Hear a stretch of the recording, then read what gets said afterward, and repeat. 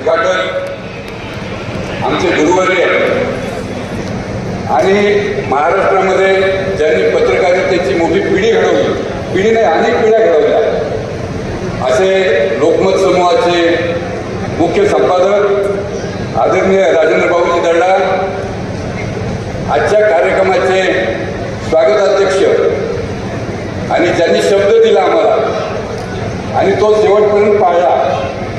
आता अनेकांनी आम्हाला शब्द दिले आणि ते आलेच नाही, परंतु राजेंद्र बाबू आणि बाबा त्या दोघांनी आम्हाला पहिल्या दिवशी सांगितलं की आम्ही येतो आणि ते आले. त्याबद्दल मी तुम्हाला दोघांचंही ते मनपूर्वक स्वागत करतो, मनपूर्वक आभार मानतो. आजच्या या कार्यक्रमाचे आमचे प्रमुख पाहुणे मंत्रीजी बाबासाहेब पाटील आणि ज्यांच्यामुळे हा कार्यक्रम होतो आहे, त्यांनी आम्हाला मदत केली नसती तर आपण उदगीरला येऊ शकलो नसतो. हे उदगीरचे आमदार आमचे चांगले मित्र आहेत, ते बनसोडे साहेब, संजयजी बनसोडे साहेब. खरं म्हणजे 2 वर्षापूर्वी आम्हाला उदगीरला अधिवेशन घ्यायचं होतं आणि बनसोडे साहेब त्यावेळेस मंत्री होते. त्यांनी मला सांगितलं की देशमुख तुम्ही अधिवेशन उदगीरला घ्या, परंतु अनेक तांत्रिक गोष्टीमुळं त्यावेळेस ते शक्य झालं नाही. परंतु माझ्या डोक्यात हे बसलं की आपल्याला उदगीरला अधिवेशन घ्यायचं. अनेकांना प्रश्न असा पडला की उदगीर एका बाजूला आहे, एका कोपऱ्यामध्ये आहे आणि उदगीरसारख्या तालुक्याच्या ठिकाणी येणाऱ्या सगळ्यांची व्यवस्था होऊ शकेल का? तर मी त्या सगळ्या मंडळींना सांगितलं की ही मंडळी अखिल भारतीय साहित्य संमेलन घेऊ शकते.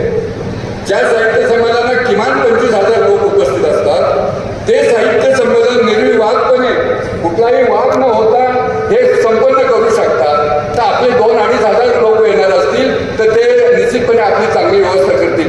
आणि बनसोडे साहेब, मी आपलं मनपूर्वक आभार मानेन की आपण आमच्या अत्यंत चांगल्या पद्धतीने व्यवस्था केलेली आहे. म्हणजे आम्हाला अपेक्षित उपस्थिती नाही आहे, ही खरी गोष्ट आहे.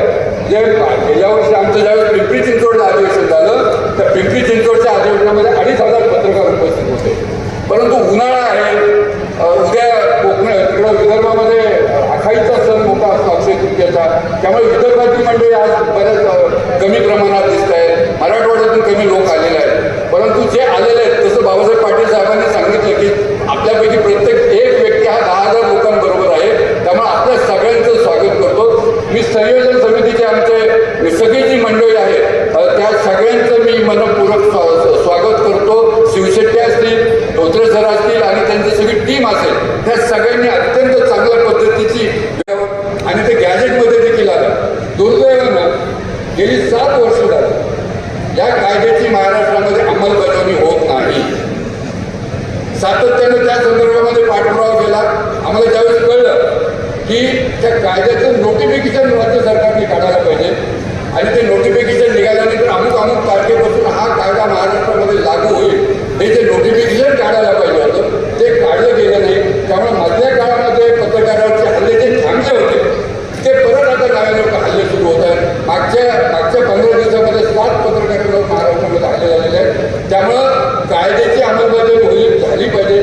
मी आपल्याला विनंती करेल आमच्या सगळ्यांच्या वतीनं, आपण सगळ्या 2-3 आपण या विषयामध्ये आमदार साहेब पण आहेत, त्या सगळ्यांनी आमच्या या विषयामध्ये लक्ष घालावं आणि महाराष्ट्रामध्ये पत्रकार संरक्षण कायदा अंमलात येईल या दृष्टीने आम्हाला सहकार्य करावं अशी विनंती आहे. दुसरा मुद्दा आहे पत्रकार पेन्शन योजनेचा. महाराष्ट्रामध्ये सरकारनं त्यासाठी देखील 20 वर्ष आम्हाला संघर्ष करावा लागला की महाराष्ट्रामध्ये पत्रकाराचे वयोवृद्ध पत्रकार आहेत, त्यांनी त्यांच्यासाठी पेन्शन योजना सरकारनं सुरू करावी. सरकारने मधल्या काळामध्ये सरकारने पेन्शन योजना सुरू केली, परंतु त्याचे नियम बाबूजी एवढे कठीण आहेत. म्हणजे बाबूजींकडे मी 84ला मी लोकमतमध्ये लागलो, त्यावेळेस जर मला माहीत होत असतं की पुढच्या काळामध्ये मला पेन्शन योजनेचा लाभ मिळणार आहे तर मी बाबूजींनी मला ज्यावेळेची ऑर्डर दिली, मला जे नियुक्तीपत्र दिलं ते मी निश्चितपणे जपून ठेवलं असतं. परंतु लोकमत सोडल्यानंतर मी अनेक ठिकाणी काम केलं. त्या सगळ्या ट्रान्झिटमध्ये ही कागदपत्र सांभाळणं आणि ती जपून ठेवणं कठीण झालेलं आहे. त्यामुळं अनेक पत्रकार असे मला पेन्शन मिळत नाही किंवा मी अर्ज केले नाही, परंतु महाराष्ट्रामध्ये अनेक पत्रकार असे आहेत की जे पेन्शनला पात्र आहेत, ज्यांचं आयुष्य पत्रकारितेमध्ये गेलेलं आहे, परंतु त्यांच्याकडे कागदपत्र नसल्यामुळं त्यांना पेन्शन योजनेचा लाभ मिळत नाही. महाराष्ट्र सरकारने ही पेन्शन योजना सुरू करून 8 वर्ष झाली. 8 वर्षामध्ये केवळ 142 पत्रकारांना पेन्शन मिळत आहे आणि आणखी 300 पत्रकार आहेत सरकारच्या यादीवर की जे पेन्शनसाठी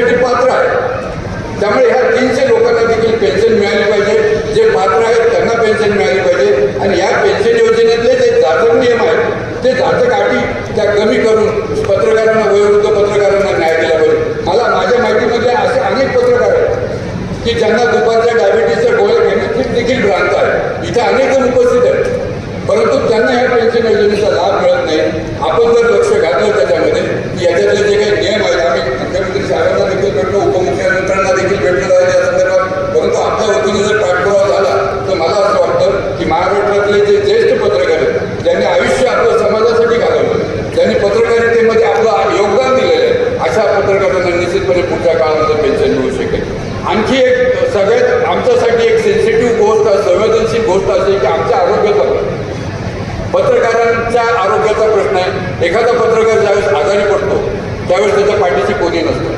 अखिल भारतीय 5 वर्षामध्ये महाराष्ट्रामधल्या अनेक पत्रकारांना 80 लाख रुपयाची मदत केलेली आहे. वेगवेगळ्या भागामध्ये ज्यावेळेस पत्रकार आजारी पडतात त्यावेळेस माझ्याकडे कोणाला फोन आला की आम्ही लगेच त्याला चेक पाठवून देतो. किंबहुना साताऱ्यामध्ये देशमुख नावाचे पत्रकार होते, त्यांचं निधन झालं, अरुण देशमुख. साताऱ्याच्या मंडळीने त्यांना जवळपास सगळी व्यवस्था केली. बाबांनी देखील त्यांच्या मुलाच्या शिक्षणाची व्यवस्था केलेली आहे. मला असं वाटतं की स्थानिक लोकप्रतिनिधी असतील किंवा स्थानिक पत्रकार जे आपले युनिट आहेत तिथं, अशा युनिटने आपल्या या पत्रकारांच्या पाठीशी राहिलं पाहिजे.